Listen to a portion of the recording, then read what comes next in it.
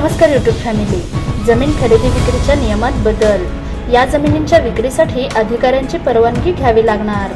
चला तर याची सविस्तर माहिती आजच्या या व्हिडिओद्वारे आपण जाणून घेणार आहोत। जर तुम्हाला रिअल इस्टेट व्यवहारांबद्दल संपूर्ण माहिती हवी असेल तर आमच्या यूट्यूब चॅनलला सबस्क्राइब करा आणि नवनवीन व्हिडिओ अपडेट्स मिळवा।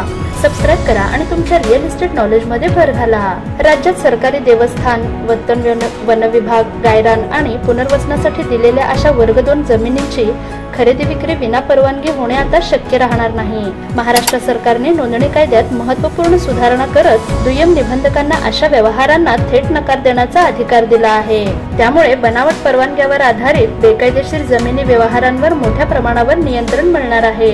नोंदणी कायद्यातील महत्त्वपूर्ण बदल काय आहेत तर राज्य सरकारने नोंदणी कायद्यात 18A आणि 18B अशी 2 उपपरिशिष्टे नव्याने समाविष्ट केली आहेत। या अंतर्गत खरेदी विक्री दस्त सादर करताना जर जमिनीवर कायद्याने बंदी असेल आणि सक्षम अधिकाऱ्याची परवानगी घेतलेली नसेल तर दुय्यम निबंधक त्या दस्तांची नोंदणी नाकारू शकतो। कोणत्या प्रकारच्या जमिनींवर बंधने लागू होतील तर केंद्र व राज्य शासनाच्या मालकीच्या जमिनी वर्ग 2 जमिनी असे की देवस्थान, इमानी जमीन, वतन जमीन, वन जमीन, गायरान जमीन, पुनर्वसनासाठी दिलेली जमीन इत्यादी। पूर्वी काय होतं आणि आता काय बदल होईल तर पूर्वी अशा जमिनींच्या खरेदी विक्रीसाठी खरेदी पत्र तयार करून नंतर सक्षम प्राधिकाऱ्यांची परवानगी घेतली जात असे।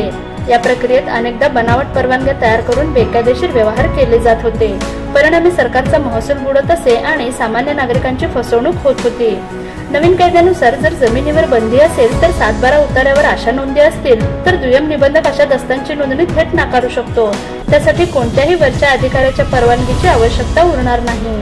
जर पक्षकारांनी सक्षम प्राधिकाऱ्याची लेखी परवानगी सादर केली नसेल तर दुय्यम निबंधक दस्त नोंदणी थेट नाकारू शकतो। अशा व्यवहारांसाठी आधीच्या प्रमाणे नोटीस सूचना देण्याऐवजी थेट कारवाई केली जाईल। 7/12 उतार्यावर मिळकत पत्रिकेवर किंवा सरकारी आदेशावर जमिनीवर बंदी किंवा प्राधिकाऱ्याची परवानगी आवश्यक असा स्पष्ट उल्लेख असल्यास त्याला प्राधान्य दिले जाईल।